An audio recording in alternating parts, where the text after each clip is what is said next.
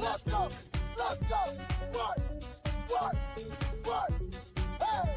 Hey! Hey! Hey! No, you did! Mr. Depp, you're down 95%. Have you ever considered selling? No, I can't. That's a... no. I'm on poles making LPs just to print a check. Got a bag of post bags just to make a flex. Bridges then with Stark Swap, cause that shit up next. Got my gang phone, you can call me through the chain. Call me through the chain. You wanna reach me, call me on the chain. Call me on the chain. I got a drop on daddy, feature going steady. Got my E-hex and my ledger going crazy. Earning all this ink every day, I'm claiming dead. Pump, what? Price go up, guess that's just your luck. Sold at the bottom of life, you gotta learn how to hold on to whatever money you're gonna earn and not get shake it out when they run the stops. Although it tends to pretend to the dips and the bends, you know the trend is your friend all the way to the end. So I buy that fucking tip. Yeah.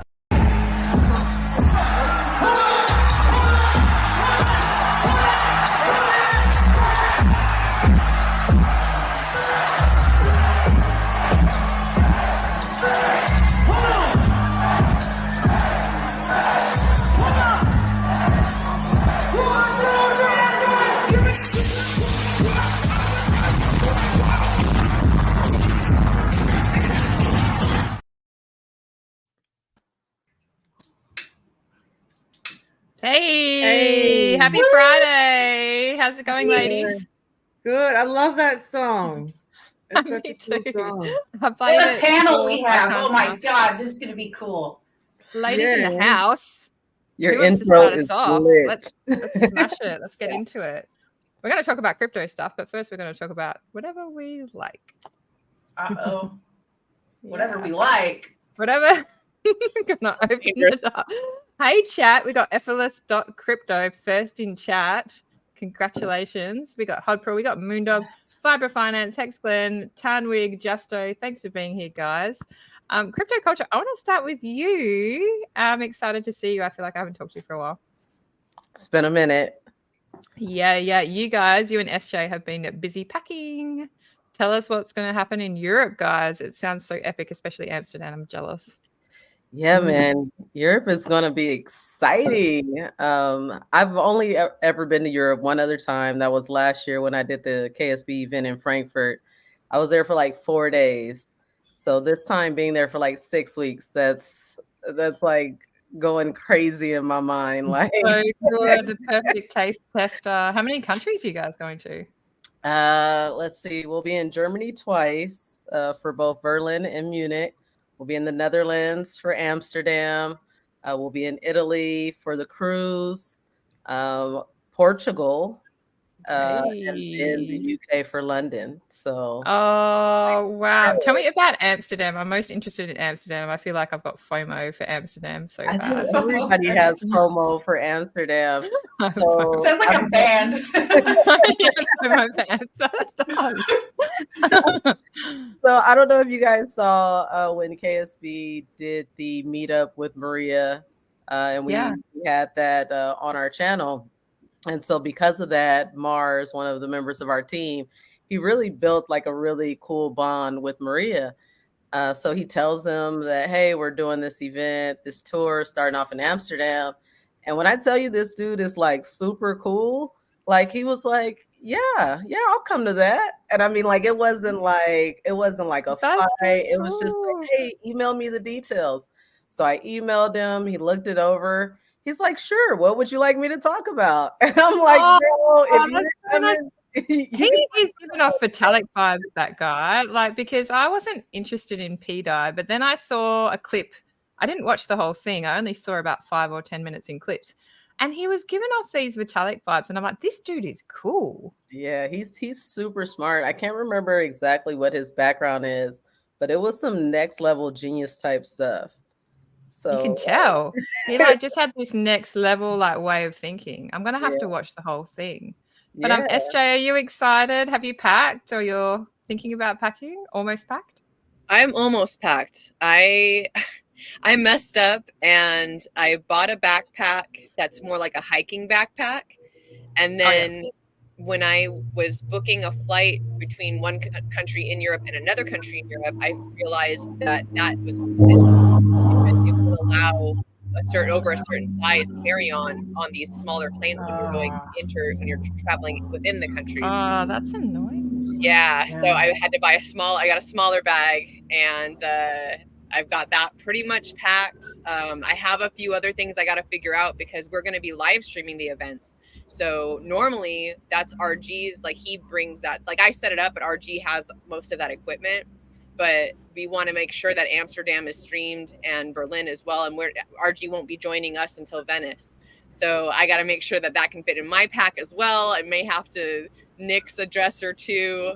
But I'm pretty minimalistic anyways. I mean, like all my clothes fit into cupboards up here. So you guys are doing a great job. So what website can people go for information about the Pulse Chain Tour? PulseChainTour.com. Nice. And how are you going ticket sales wise in each of the countries? Definitely, like I said, Amsterdam, once we announced that Maria was coming, that just like turned the event up a notch. I'm expecting out of all the events, that one is probably the most likely to sell out. So we'll have like 100+ people at that one.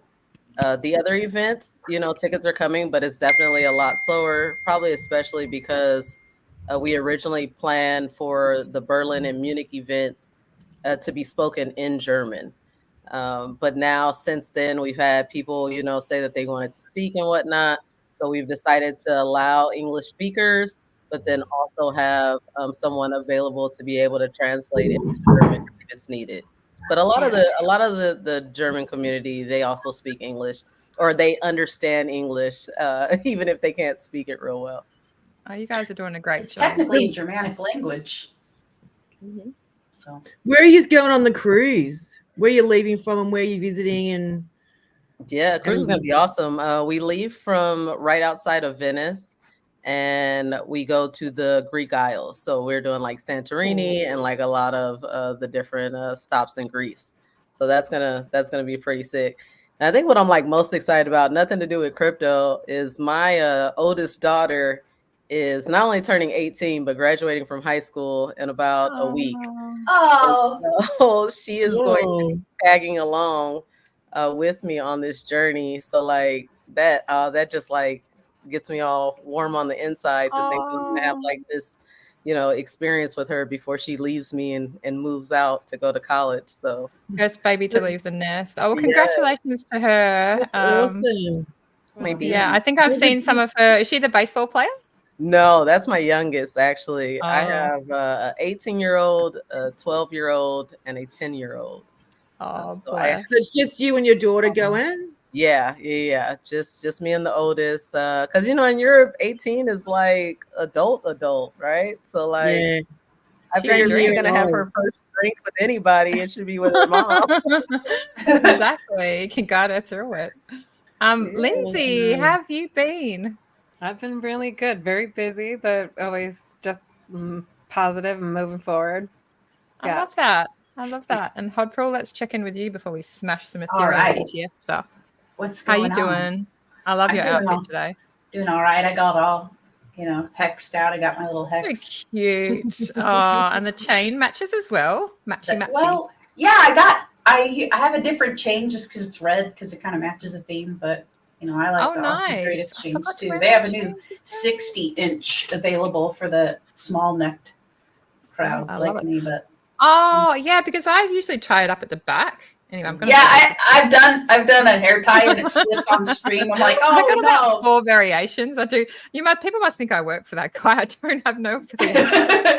I just makes good stuff though. We're going to get into Ethereum ETF and how it relates to Pulse Chain. The bullish case for Pulse Chain. That's the title of the stream. I'm going to put some numbers to why I think it's bullish. But first, I want to hear from you, ladies. What was your reaction to the Ethereum ETF going through? I was expecting it. Put it down.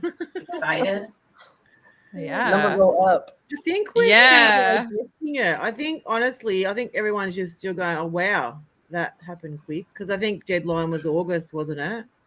But the boys were bullish. The boys said, oh, BlackRock get what they want. And it's true. They do get what they want. So it's fantastic because this makes, Pulse Chain being a copy, it makes the case stronger. And it makes you wonder what the SEC have been doing with their time. I mean, we could have told them this months ago, right? That it's not a security, blah, blah, blah. Anyway.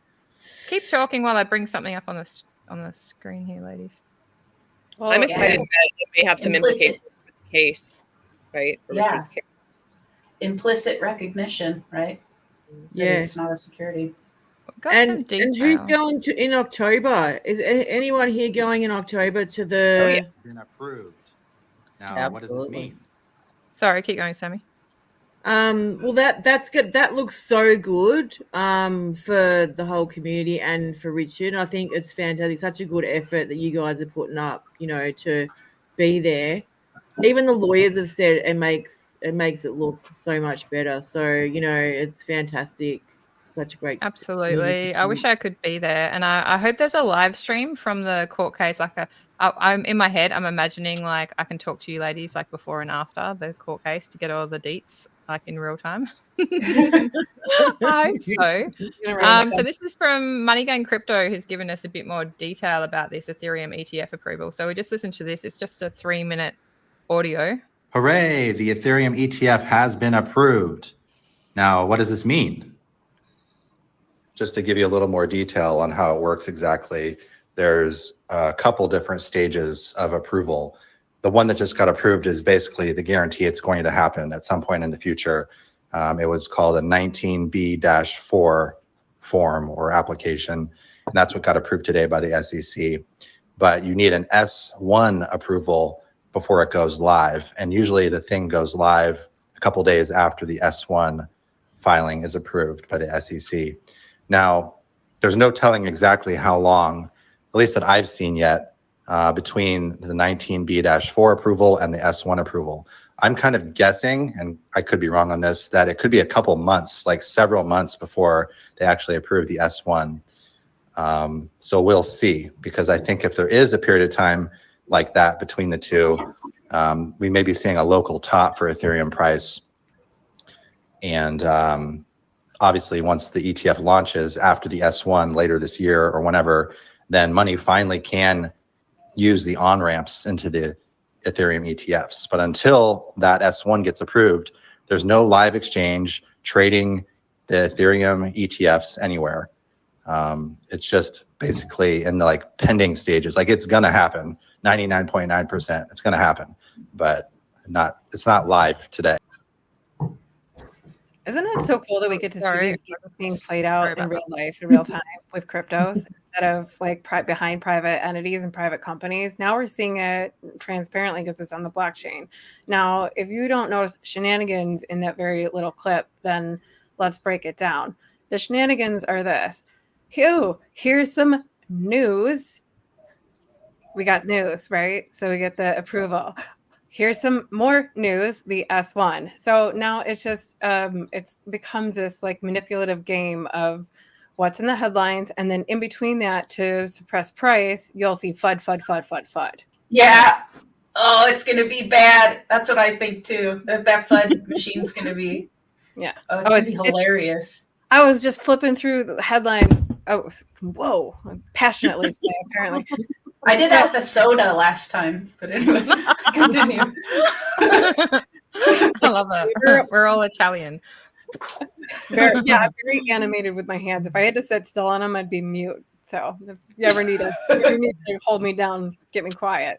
But if you read the headlines and if you have them all popped up on your tabs, and I was looking and I was like, ETH FUD. I was like, oh, this is interesting. This is going to be interesting. So. Here we go. Time to accumulate. Woo! I think we've got so much time to accumulate. I was telling Hodpool this, and I did a very sophisticated chain analysis. No, it was I bring up Dex Screener on Ethereum, and I sort of said how I think it's going to play out for Pulse Chain, and it sounded bearish, but I was actually bullish. It's just the fact that I think it's going to go sideways for 18 months, and we're going to dip lower from where we are. Because my model, which is extremely basic, is just based on the Ethereum chart when Ethereum launched, and we still, according to my really very simple model, have a little bit of down and then 18 months of side before there's a very steep, maybe shorter period of up.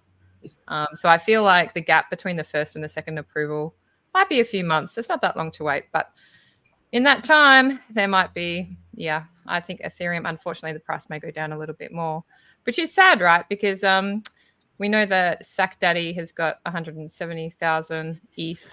And each time ETH goes up $100, Sack Daddy makes about $17 million, which is amazing, right? Wow. Fantastic. Yeah, so it's inevitable it'll go up again, though. Absolutely. I'm still bullish on the price overall. Do you guys want to give some price targets for ETH by the end of the cycle? I think it's going to do super well. I mean, you could go with ridiculous numbers, but you have to look at the amount of billions that are projected to flow in. So be realistic by the end of the year. How many billions do we need in ETH to push that number to like a 10K ETH? You know? Somebody's got some numbers. I wrote a couple of them down. Because we'll see more reactions next quarter when they start disclosing how much ETH they've been accumulating through this FUD period. So they can FUD retail out, they can accumulate and go from there. Like this dance is it's like crazy that we get to watch this in real time. It's election year too. Yeah, for the US, so that always affects it.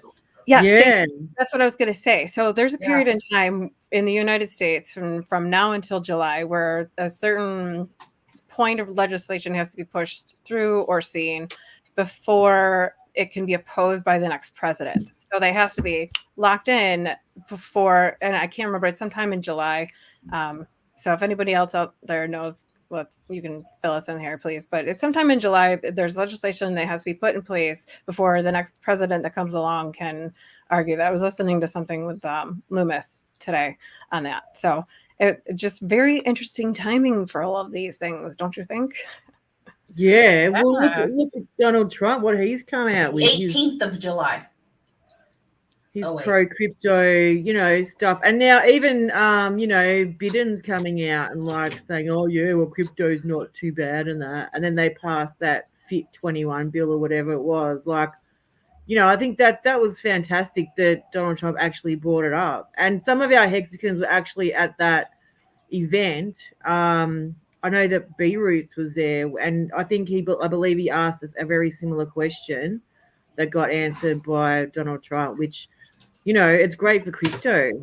Yeah, I mean, Trump is so pro-crypto, so therefore I'm so pro-Trump now, ridiculously pro. And then the Democrats are pretending they're pro-crypto. Oh, we're going to hire a meme person because they're going to meme about memes. It's like, you've got to have a coin, you idiot, if you're going to have a meme person. Oh, my God. I take the date back. Bloody idiots. Oh, don't forget, at the end of the day, both sides, no matter which meat puppet side you fall on there. No offense to anybody who's a diehard, politic fan out there, but they are in fact meat puppets, and all the world is a stage, and they're both playing or filling some sort of role here. So the fighting about it, whoa, easy, love your neighbor, love them. But anyway. Yeah, it's great. KG, Cabana, Gary, and B Roots were all there, so that's pretty amazing. That some of our community helped to make history. I want to pull the piss out of Gary Gensler. I got it lined up on my page.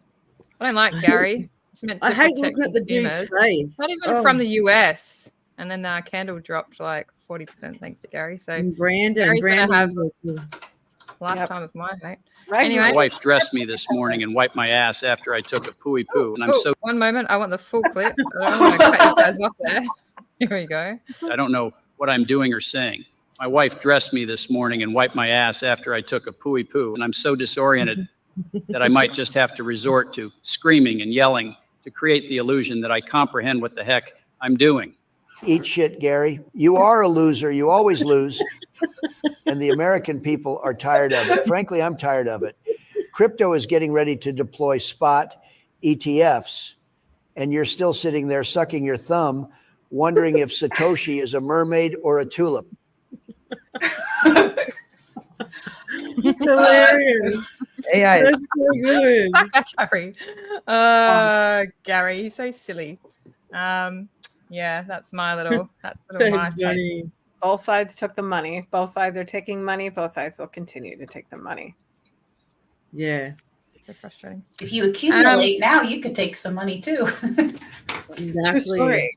True story. Like this is the time to be the loudest about it. I'm so excited that you guys are hitting the ground and educating and going out there and having workshops and inviting people in a way that's not sit down and like snooze fest. You know, I've been to those events on the ground and they are worth attending because you're not just learning, you're actually like gaining so much more out of it. It makes you want to hold on to what you have. I think the hard work's going to pay off. You know, I mean, especially crypto culture and Wild SJ, you've been doing the groundwork, the hard work, the meetups and traveling around the world with families and things like that. You know, and I think it'll pay off. It's probably been a long journey for you guys when you go on getting meetups and having, you know, hardly any people show up and stuff. You know, I think that everything is going to turn around and I think you'll be greatly rewarded. So definitely. Yeah. And it takes an army to, and we don't see the momentum at the moment. Like whenever you stream week in, week out and the price action is not reflecting your efforts and you think, oh, I should just stop streaming. But it's like, well, no, you can't see what's happening behind the scenes. You can't see the people that are watching you. And yes, they haven't invested big money yet, but the fact that you're so bullish and you're so convicted and you come back week and week and week, they're using you as a marker. They're like, I'll give you guys an example. XRP Jenna, she stopped being XRP Jenna. I don't know anything about XRP. I just know she stopped being XRP Jenna. For me, that is a massive signal. I would never invest in XRP because XRP Jenna dropped the XRP. Why'd she drop it? Oh, because she must be a piece of shit. She rebranded, but in my mind, I know nothing about XRP. All I know, my only connection to XRP was XRP Jenna, and she dropped the XRP. That's the most bearish case for XRP. who is she now? What does she go by? I'm not sure, but she funded Hex a couple times, so that's why. If there's Ripple in the name, it's the same thing. But well, they might get an ETF next, and she might go back to being Ripple Jenna. If she went back to being XRP Jenna, I would go to my husband. Oh my god. XRP Jenna went back to being XRP Jenna. Have we got any XRP? We have no XRP. I'd get a bag. I would. But she stopped being XRP Jenna. So that's why it's important we all show up still. We got to accumulate. People and then we got to be like, hey, Jenna, get back in XRP. Buy some Ripple. Maybe she'll become Pulse Chain Jenna. Oh, I was so happy if she was Pulse Chain Jenna. She's always so happy. She's having You're welcome to any time, Jenna. You're welcome on our panel. Yeah, we all have to cheer her on. I think she's going to be doing the influencer fight. I thought I saw something about her doing the karate combat influencer fight. So we got to give her some love. Really? Pulse Chain Jenna, please. Who's she fighting? I don't know. I don't know when, or I just know that she was. She has such a beautiful face. Don't do it, Jenna. Just pull out. You're way too pretty. Nobody wants to tell her to fight. But I mean, all right, headphones cover up cauliflower ear. You're fine. You'll do it. Sometimes you have to change your name, though. Like I had to change my name because I was playing with Space Trash and I got bounced off of Twitter. So I had to change, and I lost my Hexagon Lindsay account. It was Lindsay the Hexagon at Hexagon Lindsay. I couldn't have been any more branded with Hexagon than that. But I lost it. Oh, lesson learned, man. Don't play with Space Trash. I'm going to show you. Somi has been doing a couple of fire tweets. I want to show you a couple of tweets from our man Somi. Yeah, he has actually. Oh, here's one of them. Let's see if you guys can see what I can see. I'll blow it up a bit. Not that one. That one. Let me make it bigger. Whoop.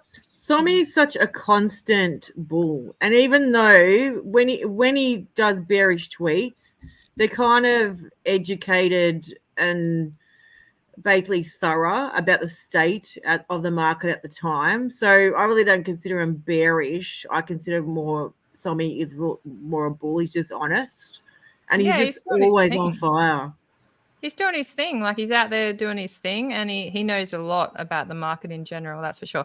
And I like it how he gives numbers to things. Like, this is in regards to how I was talking before, like sack address having 170,000 ETH. And every time that the ETH price goes up $100, then they make about 17 million. So there's no expectations, of course, but last cycle, after ETH topped, there was some money from the sack address that was used to pump X, right?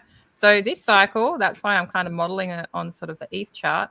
After ETH tops, then maybe not, sack address, maybe not, might pump in some money. And they're big dollars, guys. So like if, for example, if you just read these numbers, so it only takes $50 million to make Pulse Chain, the PLS, go up about a 4x, and $450 million to make it go up 100x. So the sack address, if ETH goes to 10K, would have $1.7 billion. That's a lot of money. That is a lot of money. Plus yeah, so that's happening. There's so many bullish reasons why this this ETF approval is positive, like for Pulse Chain. And what I would say is that if people want to buy Ethereum, they should be buying it on Pulse Chain, right? Because we have Ethereum that's been bridged over onto Pulse Chain, and we don't have fees. There's hardly any gas fees. So, and if you're buying, I think Richard did this really good post for Wales. If you buy on a centralized exchange, or if you buy even on Uniswap a giant amount of ETH, then each ETH is going to cost you like $4,000 or $5,000. There's a huge price hike up. So you need to buy it in smaller batches, and ideally somewhere where you're not paying huge fees, i.e. Pulse Chain. Or manipulating the market. I mean, although I guess there's no way around it. But one thing I'm not looking forward to when these ETH goes up is these ETH fees, and that's what that's why I like Pulse Chain so much. But they're going to be killer. If we see a $10,000 to $15,000 ETH, imagine swaps and small transactions. They're going to be monstrous. Yeah, it's just untenable. It's not untenable to have ETH on ETH if you don't move anything around or do any swaps or any actions. But if you press a button, then it does become untenable because the fees are just, for most players, they're not reasonable. I'm really glad that it's forked into Pulse Chain because of that. Absolutely. We get all the bunnies. We get all the bunnies of all the other things and all the underworkings that aren't popular topics of conversation. But they're happening and they're bullish as heck. So, the bunnies? Well, I mean, like all the different protocols that are running on Pulse Chain. Oh, absolutely. Yeah. Cool. You guys want to talk about any other projects or protocols? Like, bring them to the table. We're not going to. There's really all the opportunity here. We have so much room for price discovery. We have so much room here, and that's like a huge playground. There's going to be less room on this playground, and so like I don't know. It's exciting to see all these different projects and things being built here. I want to show the PLS chart. And people would see this in two ways. They would look at this as a weekly chart. They'd look at the chart and they'd be like, haven't you guys had like 10 weeks in the red? And we're like, yeah, we have. Like, we're half sack. At the moment, we're like half sack price, where we've had 10 weeks in the red, and look at us all here. So why are these ladies so bullish on Pulse Chain? Well, for me, this is like a giant W that's forming, right? And I think we're going to go down a little bit further, like I was saying before, in between the couple of ETH approvals, and go side probably for 18 months. So I think we're going to go here and side for about 18 months. And then I think the climb up is going to be pretty steep and pretty spectacular. And that's when retail will come in. But the idea is that people have opportunity now to get into Pulse Chain, and they may not see that opportunity, but we're telling you like there's opportunity. Hey, Claz, I heard your art teacher actually saw Richard Hart on a flight. Oh my God. I got a message yesterday, and my art teacher's Eastern European, guys. So she's a bit scary. So yes, she's so scary that like, I'm like sometimes a messy person, but when I go into the studio, I'm like on alert, like do not touch her paintings, do not bump the wall, make sure that you don't spread one paint into the other. The other day I accidentally put paint on the end of my brush and it went on her jumper, and then anyway, and I was just like, oh my God. So it's not that she's just very like, she's Eastern European, right? So when we were painting Richard, she kept going back to her childhood, like for some reason, because he was going through the marketing phase. It would kind of like make her feel like reflecting on her poor childhood, like she had to escape Czech Republic. It was like a massive deal in her life. And I don't know why, but when we were painting it, she's just brought straight back into her past. And it was just became this like, and then she discovered that he was so rich. And so I was painting it and she was painting it. And then she discovered he was rich. And then she kind of took over the painting and then blah, blah, blah. There's politics in painting, right? And so I think this all went down like 2 years ago. And then she texted me yesterday. She's like, because we didn't talk about it for like a year. She's like, oh my God, I'm on a flight. And this guy is on the TV. Like, what the hell? Oh, he's famous. That's so cool. It's like she's like discovering like not the real Richard, but like kind of what I was trying to say before. I'm like, I was trying to tell you this stuff before. Anyway. Yeah, but if we're allowed to speak about other projects, I just wanted to bring up that Peppy is doing awesomely well.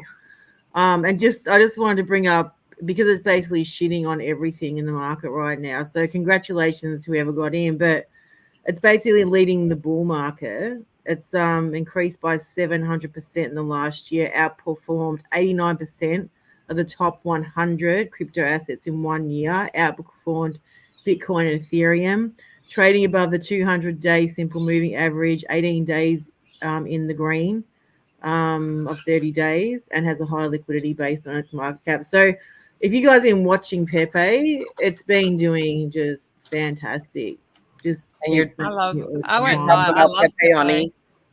Yeah, Pepe on ETH. Yeah. Did you guys see that Mr. Beast launched a coin?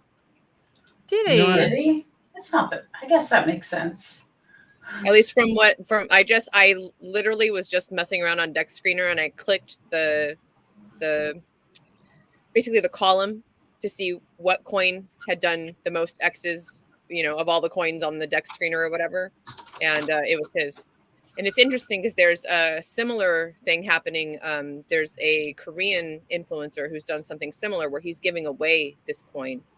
And I don't know if that's what Mr. Beast is doing or if like in DYOR, because I don't even know if legitimately this is Mr. Beast's coin, but it's called Beast. Yeah. So it's interesting to think, if those big influencers like that out there are starting to, make their own coins and do things like this, I believe that that's bullish in general for crypto. I think that that's a good sign. And, it's going to get more people, especially the younger crowd, right? Like I know a lot of kids love Mr. Beast and follow him and watch everything he does. So it's pretty interesting. I got to run candy bars too. Oh, thanks for coming on, SJ. Good to see you, SJ. Yeah. Have a good one. You got to help me with some of these comments here. We're going to go through a couple of the hardcore ones. Banks are allowed to hold 2% crypto starting on the 1st of January. Useful to think of capital flow as known entities attempt to use banks as exit liquidity, as well as games played at SVB, Silvergate, Signature, etc.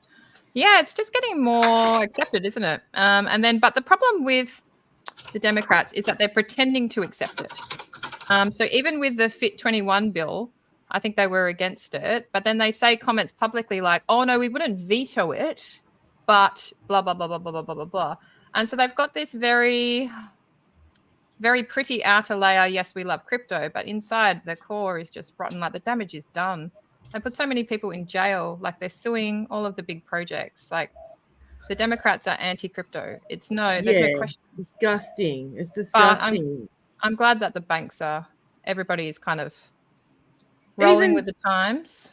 Oh, it's great it's getting adopted. But even Gary Gensler tweeted yesterday something, the SEC have done really well with the court cases. And I'm like, no, you freaking haven't. Like, you've been sanctioned. Your own lawyers from your firms resigned. And you're downright corrupt in the nose of the public. And it's about time it was addressed. Yep. How many people have to realize this before it gets addressed professionally? And the jurisdiction is out of control. Like, I'm from Australia. Why the hell am I talking about American politics? It's because it affects us, Claire. In general, everything that their economy does and their overstepping. Exactly, they're overstepping. It shouldn't affect our investments, but so many people are being disadvantaged by decisions from the SEC and the FUD for Ethereum. Like, why couldn't they just do this 6 months ago, 12 months ago? Yeah, exactly. Okay, Hodbro, feel free to play a tune during this. My kazoo's busted. Oh no, what happened? Is it clogged? We need to troubleshoot this. Cheap. I have like 100 of them. Oh, well. Are you a collector? I was enjoying. I was sent a giant. You guys can help me interpret. ETH ETF solidifies Pulse Chain as a people's chain, as its classification is a Trojan door for the Ethereum network to be open to monolithic adversarial entities and influence. PLS is better. What do you think they're alluding to there? Moondog, break it down for my little brain. Give me an example of that, please. And we'll come back to that. Think about what Pulse Chain is not full of, which is big enterprise, VC. Like, we have VCs here. We have money, we have players, but we are not a centralized crypto. We are a decentralized, truly decentralized crypto. It's a crypto built by the people, for the people, continuously being built and used by the people. And a lot of those other cryptos out there, or craptos out there, are very centralized. And it's decidedly that it's not going to be like an overnight switch. Like, people are not going to wake up for a while, but I feel like when we do, that's when we're going to see that ping or whatever that way that goes when you're facing, anyway, whatever number go up that way in a good way. But you're not going to see that until you get the confidence behind the people. And we're still getting fudded on here. That's why we need to be a little bit louder, because it's for funny. sure. Like, I was like 10 steps for onboarding. Yeah. Sorry, go ahead, Crypto Culture. No, I had a question. What do you guys think about D-Bank and what it can do for exposing Pulse Chain to the broader crypto, ecosystem? Can you give me a summary of them? Like, which one? What does the guy look like? I get confused. I know that D-Bank is like a portfolio viewer, but you pay for membership to be able.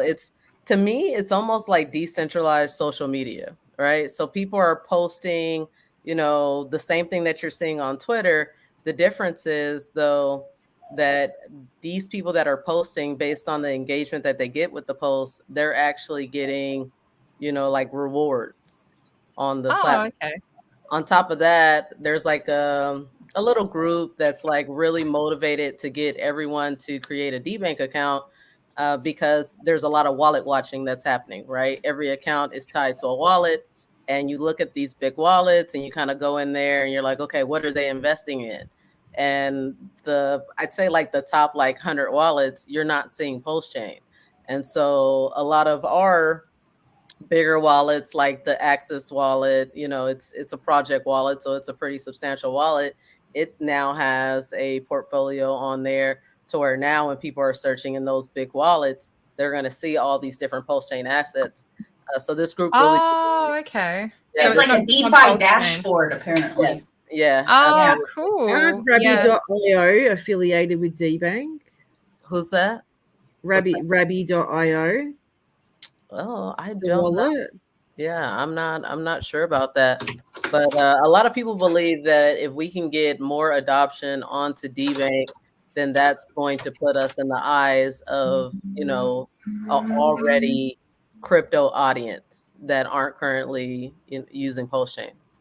It definitely sounds like a good use case. I'm not sure about like if there was a coin or a token. I don't think necessarily it would make money, but anything that's going to get eyes on it is like, yeah, for sure.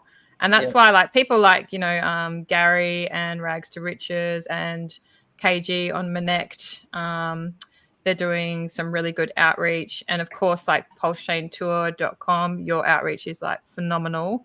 And I think each of these things is going to make a difference. And yeah, every little bit does count. And people must think, oh, my efforts aren't being noticed or it's not making a difference. It is, because there's people watching and they have their own timing and their own markers, and we do form part of their markers, like I was saying before. So I think, and even people in chat are part of our streaming as well. Like if we streamed and there was nobody watching, after a while we'd be like, oh, there's only so many streams that you can do, like if nobody watches. So everyone is doing their part. Now we got Moondog back, giving some examples. Example 1, banks can only hold certain types of cryptos, like those that can be manipulated via derivatives like ETFs. Pulse Chain can do everything ETH can do technically. Yeah. Cool. Yeah, Pulse Chain is pretty special. Pulse Chain, we're the most decentralized chain that's out there. And a lot of people say they're decentralized, or chains say they're decentralized, and they're just not. They're just not. They don't even have their own wallets. And they say they're decentralized, which is just a joke. So whenever I see like even big influencers say, oh, we're decentralized, or they're referring to another chain and saying, oh, we're decentralized, I'm like, no, you're not. What percentage of your people have their assets in their own wallet? Probably less than 5%. Well, the whole MO of the Hexagon ecosystem and Richard Hart is to make things more DeFi, even if things are listed on a centralized exchange, right? So with other tokens or coins, the DeFi is a nice side effect. You know what I mean? I guess Monero is kind of made to be decentralized a little bit, but even then, you mostly buy it on a centralized exchange. But Richard, I mean, you've got Hex, which is kind of made to be decentralized. You stake it, right? And then, forking Ethereum, and then doing the IPFS links and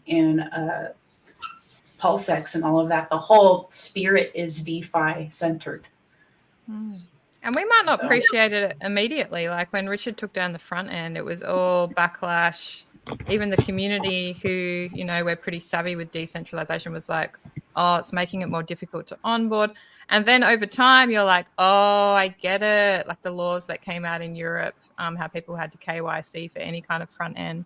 So it's like, oh, that's why. So it's not that it's necessarily the easiest way to onboard by being truly decentralized. It's just that it's the best, safest thing for you. And it pulls you, like Moondog is alluding to, like Pulse Chain pulls you away from all of the additional fees that you'll be exposed to, all of the gatekeeping, all of the censorship, because you won't see assets on centralized platforms that necessarily are on Pulse Chain that you would benefit from. So this is another comment from Moondog, who's on FireChain. With less counterparty risk, at least of the sort, ETH will soon be battling. Mega Whale doing PLS file sale recently is actually bullish for the people as new believers get to benefit. Have you guys heard about this dumper? Yep. Mega dumper. So I think there's 100 billion PLS to go. I think they started at either 300 or 500 billion PLS, which is a lot, right? And basically, this is my theory. I won't tell you who I think it is, but the person posted before they dumped, they said, basically, I plan on dumping, and what I'm going to do is buy it back lower, which is a dangerous game to play, right? To assume that after you dump all that, the price will be so low and then you're going to buy it all back again. That's like the catching the falling knife effect. Because it would just take one or two other whales to come in, right? Oh, his clips are empty. Bam.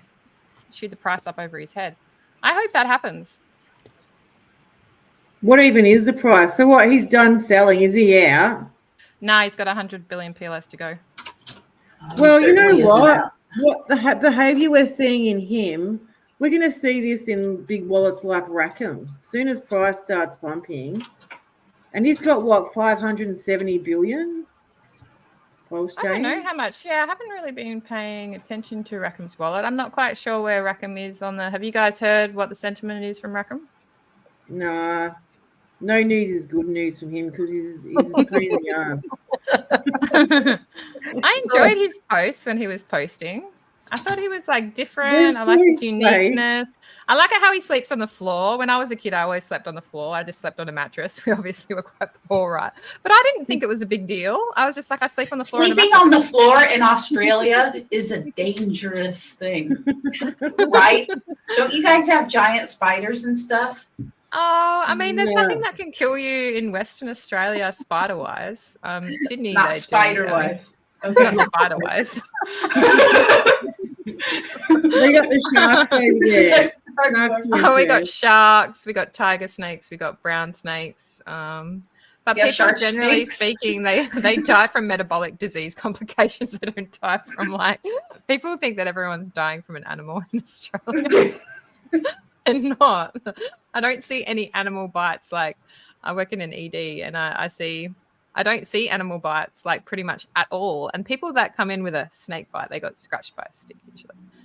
It's very rare for them to actually be envenomed. They get they go on a hike and then the sticks, they scratch their boots or whatever, or their leg, and then they're just like hypochondriacs a little bit about a little bit. But then also you get dry bites where the snake just can't be fucked, like putting venom into you, so it like bites you without actually envenoming you. That happens too. Oh, that happens a lot. It's like Australian snakes are quite lazy. They're like, man, I won't envenom them. Give them a go. That's good. give them another chance. So Harper, you had mentioned something about centralized exchange, so it got my mind thinking. Do you guys like, what do you feel as far as Pulse being listed on centralized exchange? You think I want it listed? I want it listed too. Sorry, go ahead, Harper. Oh no, I mean that's pretty much it. I want it listed just because it works the best decentralized. Right. You know what I mean? And our system's decentralized. It doesn't mean that we should close off and only have everything in the RH ecosystem. We want people to be able to buy it because unlike Hex, which would have a harder time being on these centralized exchanges, Pulse Chain is just a better Ethereum. So there's no reason why it shouldn't be listed on a centralized exchange. So I actually push Pulse being on a centralized exchange more than the idea of Hex being listed on it. Although 100%. Whatever, I want them all listed. Doesn't mean you have to keep it there. But yeah, 100%. Just because, like, how else do we get away from Ethereum? Like, we all complain about, you know, the fees of Ethereum. As the price of Ethereum goes up, that's going to be, you know, harder on our pockets. As of right now, if you're going to come out of Pulse Chain in any way, you're likely going to have to bridge over to the ETH side. And there is going to be a fee that is attached to that. One time I bridged, ETH fees were like super high. It cost me like $50. I bridged like yesterday, it was 15. I still don't want to pay any of that. Yeah, like, right. Just buy Pulse on centralized exchange, send it to my wallet for, you know, a couple pennies, and then, but still do all my trading and stuff in my own wallet decentralized. To me, that's ideal. So that's why I really want to on an exchange too. Yeah. So we actually got approved for MEXC. We are well into the integration period. We have been paying. We have been paying big bucks, but we still are we needed to raise 120K. We're still about 40K away from the goal. But no matter what, we have the people behind us that it's already happening. We've already signed the contract. So Pulse will be listed on MEXC. Awesome. Oh, well done. If you want to support us in getting that final 40,000 raised, then I encourage you to go to pulsechainfoundation.org.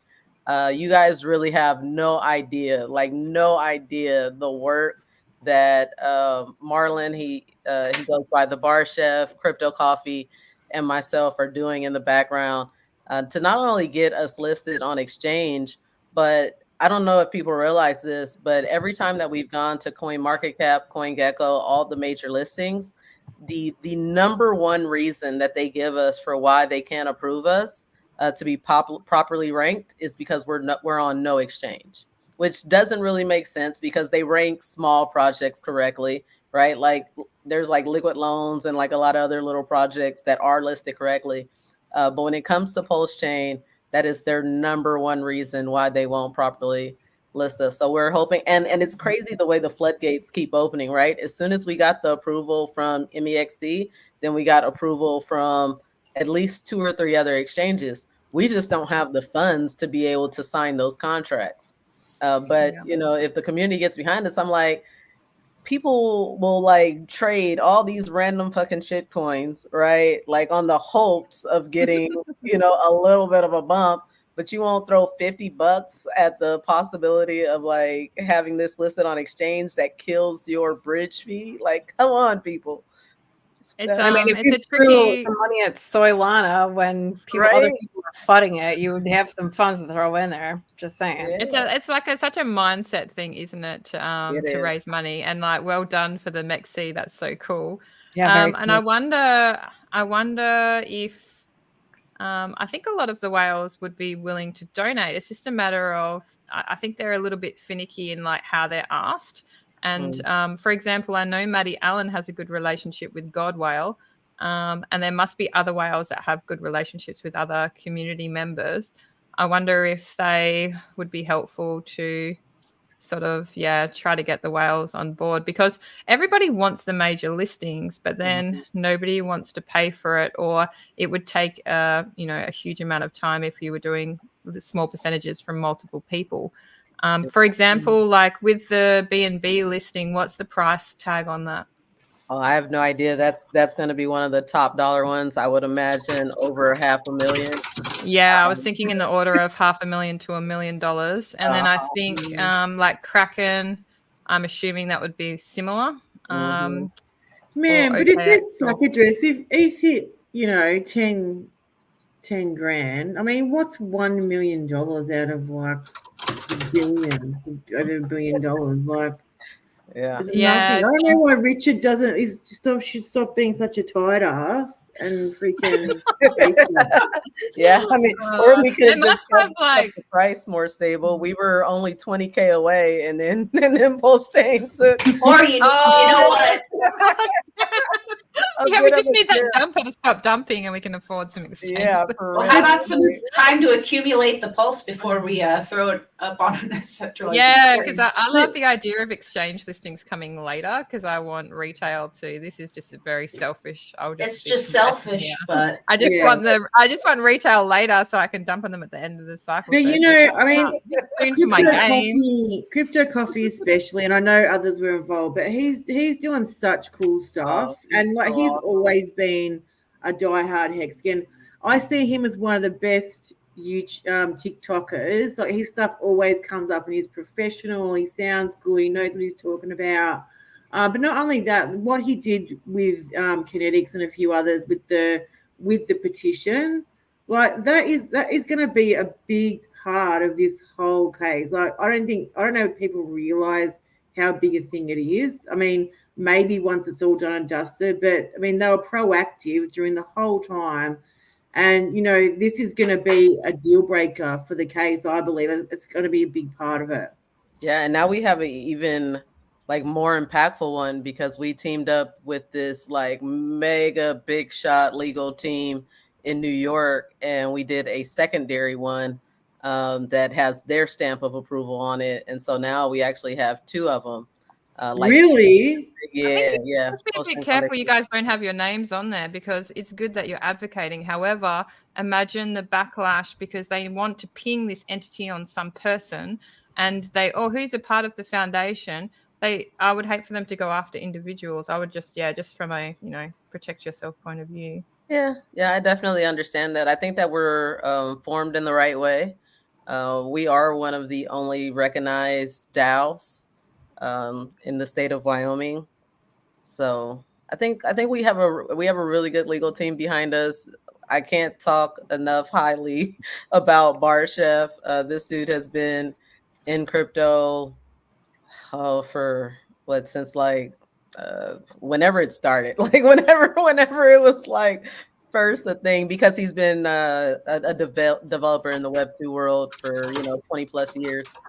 So he definitely has his pulse on everything. Yeah, I talked to him. I think he's a genuine guy. I mean, I think the foundation in general, I love the concept. I love the vibes. I love the people that make it up.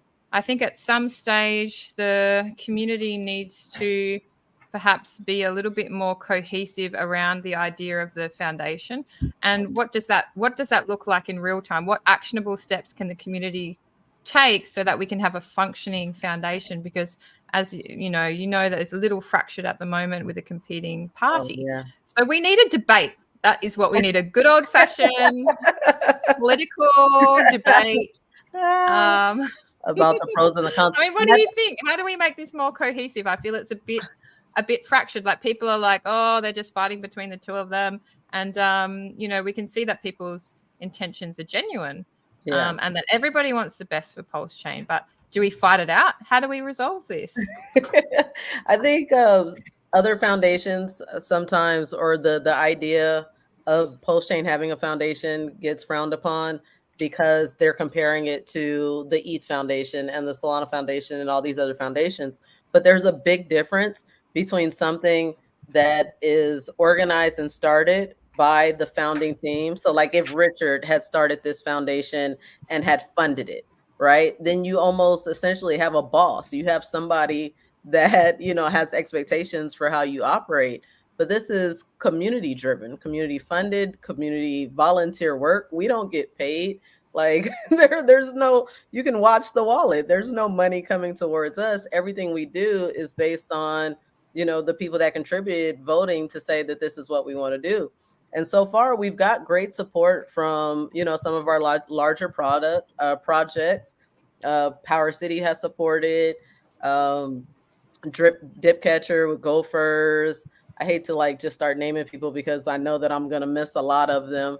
But a lot of the big projects that we know and respect in the community, they understand how important it is for Pulse Chain to get listed. And so they have put up something in order to support this initiative. But yeah, like you said, we do need to stop infighting, right? Like I'm not a part of this. I don't like, the idea of foundation. So I'm going to FUD this out, as opposed to really just looking at what is it that you're trying to accomplish and allowing them to do that. If they're willing to put the work in, then just let them do that. I mean, we get fudded on the fucking tour, on the tour. You know what I mean? And I'm like, but bro, you're not doing it. Like, you don't have to pay for an event. You don't have to come to an event. But the people that want to, allow them to have that opportunity to do that, because I see networking, I see relationships get built at every single one of these events that turns into these big projects that you love, right? Like half these people would not even work together had they not came to some event and met each other in person and was like, man, I vibe with that dude. I'm building something with him. Yeah, like for me, the foundation is so close to having the perfect start, but there was tiny little things. And for me, it's the little things that just need to be, and I haven't figured out the actionable steps in my own mind to settle those little things. And one of the little things would just be around for example, voting, because I know I love the people that are a part of it. I think they're extremely well trusted. Marlon obviously has experience in this, and I don't question that. But usually if it was foundation that represents a chain, then there was no voting the people in. I love the people that are in. I think they're the perfect choice. But the fact that there was no there was no question posed to the community, do you want this, yes or no? Let's vote that in first. Who do you want to be part of it, yes or no? And then crucially, and this is obviously going to be extremely difficult to get and probably never would get, the stamp of approval from Richard. So I'm going to say this because I feel like I can, because I have receipts. We may never get the stamp of approval from Richard out his mouth, but we have got the stamp of approval written record from his lawyers. So to me, if his lawyers are willing to tell us that we like what the foundation is doing, they are actually the ones that encourage us to file another amicus brief. It doesn't get any better than that, right? No one is really talking to Richard except for his lawyers, and his lawyers are saying, go forth and do what you're doing. This only helps his SEC case because it shows that this is not a centralized blockchain, that he's not running all the different components of it, that a lot of things are community driven, right? So to me, there's no better stamp of approval than that. And then just to speak on what you were talking about as far as how the board was formed, because of the fact that there was no initial funding, right? Had there been a pool of money already there, then yeah, you could say, okay, you know, whoever put in on this or the community at large, who would you like to do this? But this had to be volunteer effort. This had to be people that were just motivated to do the work without any compensation or guarantee of reward or anything like that, that just had a passion for the work. And so that's how the board was formed, just based on motivation and volunteerism. But as far as like moving forward, can we be voted out? Absolutely. Who makes that decision? People that have skin in the game, people that have donated to the cause, and now they have membership within the foundation. And that's how most organizations, especially nonprofits, operate. The people that are funding it are the decision makers. And the only fourth little thing, and I think none of these things are big things, would be transparency over donation wallets, like complete transparency over all donation wallets to make them public. And I think that eliminates people's fear that there could be some kind of hike in fees. We all know there's admin costs. We all know there's costs associated that people can't see, and that, yes, they list it at this, but then they start asking for little bits of money here, there, and everywhere. So people can understand that. But if the wallets are public, then that would completely obfuscate any argument that any kind of funds would be mismanaged. And so they I think are. We only have two wallets. We have a because they're safe wallets, and we actually learned a really hard lesson about the post-chain safe wallet, is that you cannot receive funds on Ethereum with this multi-sig wallet, because they are lost forever. I want to say it's Liquid Loans that deployed the safe wallet, and it just doesn't have. Yeah, it doesn't have. Go to Internet Money Wallet. Is across chain. I love Internet Money Wallet. we wanted a multi-sig. We wanted a multi-sig so that no one person can run off and do anything, you know, with the funds or whatnot. Anytime any money is moved, you do have to have 2/3 of the members that are approved to sign to be able to sign a transaction.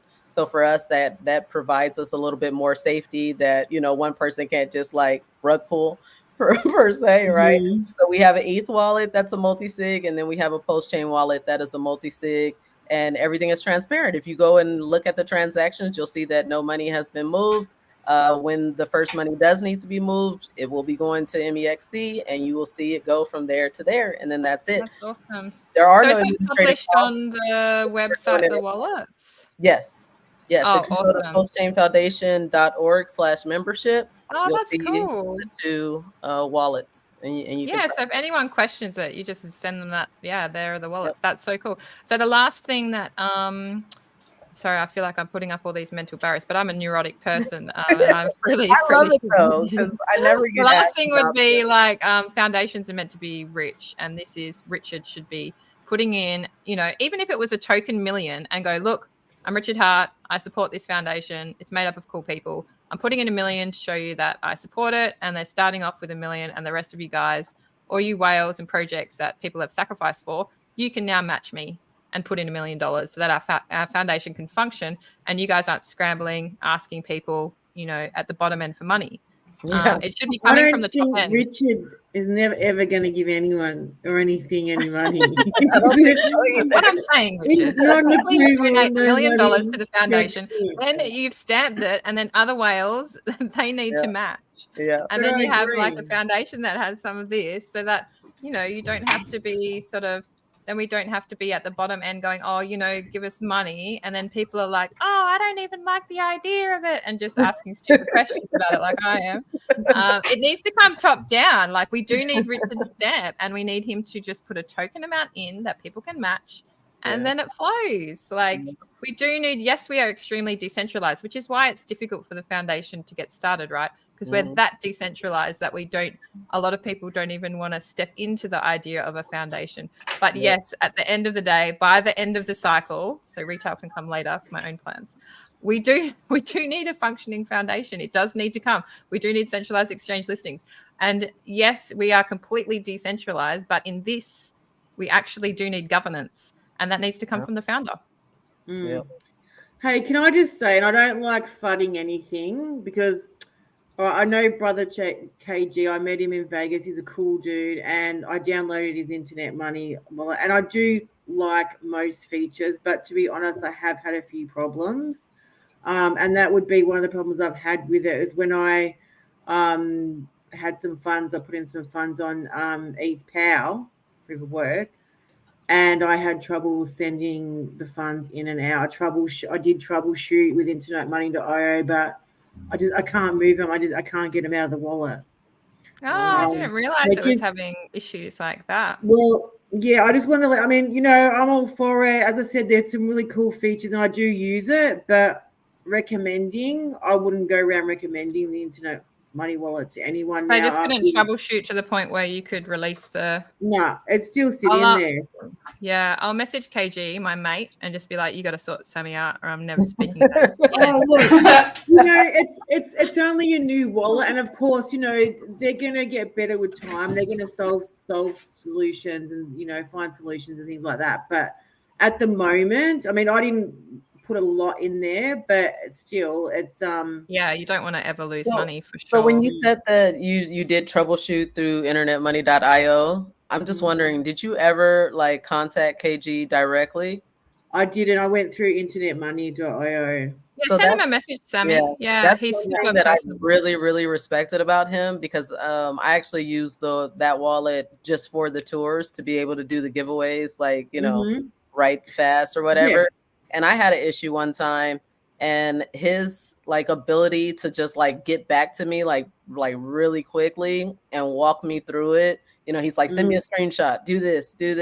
That was something that I could really appreciate, because had that been MetaMask or probably even Rabby, like, who was I going to talk to? Like, no one would talk to you. That's right. And that's why I think KG is awesome, and I think the wallet's awesome in most of the time. But there is a couple of issues, and until it's fixed, I wouldn't recommend it.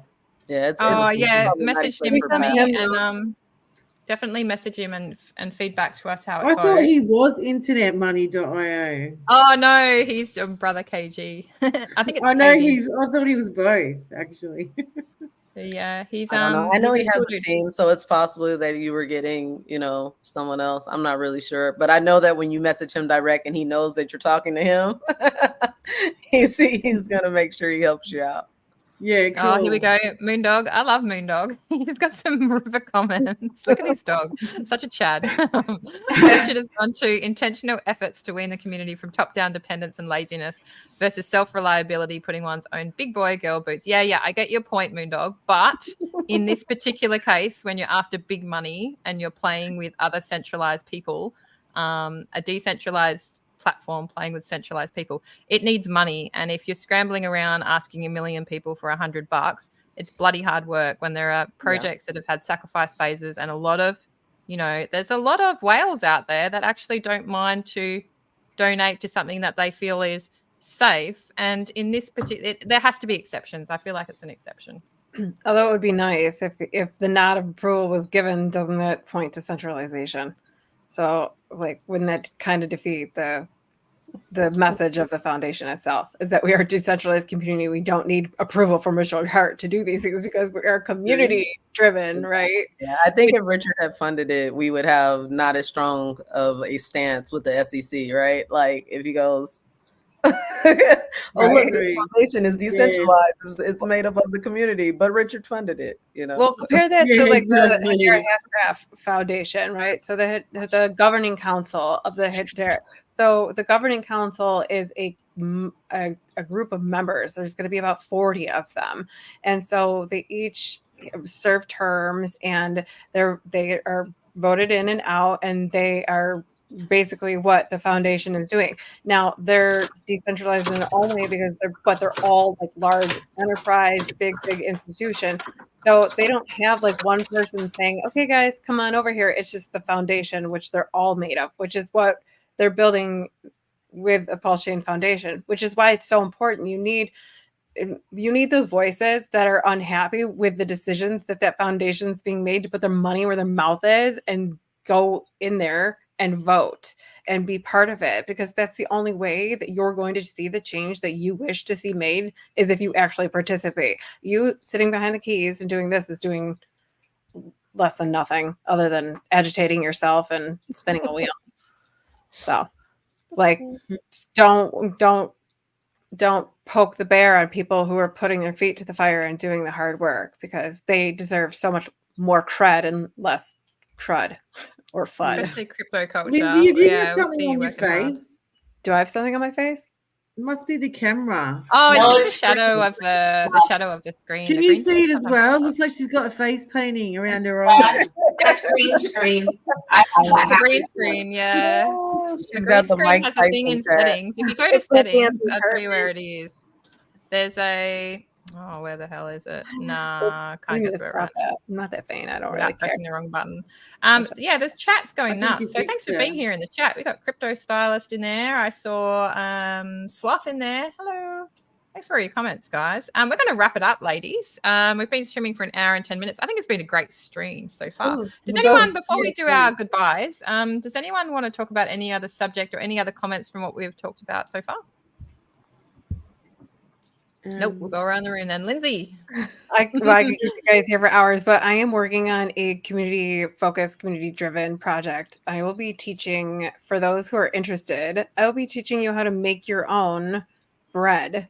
And so my part of onboarding total newbies and normies into crypto will be focusing on teaching someone how to do something very simple with all-purpose flour and water and creating bread out of that so that you don't have to depend on the grocery store because that stuff is getting expensive. And I'll be doing that sponsored by Love, which I'm really excited about as their liquidity is highly paired with and they're on 4 chains so that, and you know me, I'm out in other communities to get more eyes on Pulse Chain, and their PEG 101 on these chains is giving me a beautiful opportunity to get them in here. And it's been really fun. So stay tuned. Come make some bread with me. I'll keep you guys posted. I love bread. Sure. Right on. Crypto culture. Man, I have so many things cooking up. So I'm just going to say pulsechaintour.com, and I am going to come back and continue to share with you guys all the different things that we have going on in the background. I appreciate what you guys are doing. I love your consistency. I wish I could have been here more often, but I definitely try and tune in. You guys are awesome. Oh, and thank you for your consistency and hard work. And you've changed my mind a bit about the Pulse Chain Foundation. I'm edging closer to being like a lover, not a fighter. Thank you. I think you're doing really well. I love it that the wallets are transparent. I think that's super important. Yeah. And I would love to see the financial structuring and sponsorship. I would love to see that governance be rock solid for you guys, because I hate to think that you're doing all of this work. You shouldn't have to ask people for money. It should be there. It should be a given. And I think, you know, if there could be from a SAC address, if there was $1 million put and people are matching that out of good faith, you guys should be able to work with, have some money, you know? Yeah. I hope you're listening, Richard. Yeah, right.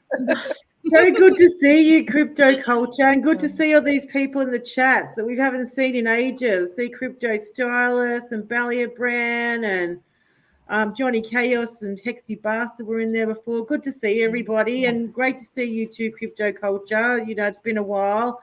And Vibra Lindsay and Hobpool and Claz as always. Well, see you quite a bit. I'm just chilling, doing my thing, doing what everyone's doing. You know, I'm just really working hard in real life now. Just watching the charts. But, you know, I think we've got some really exciting times coming up. And, the future is looking bright, everyone. That's good news and good to see everyone. Good stuff, Sammy. Thanks for being here. Hodpro. I'm Hodpro on Twitter and Hodpro on Telegram, but I just realized I had so many DMs that I hadn't seen in months. I scrolled down and I'm like, oh my God. So if I've missed your message for a few months, I'm sorry. I'm easier to get a hold of on X, but I'll try to be better at Telegram.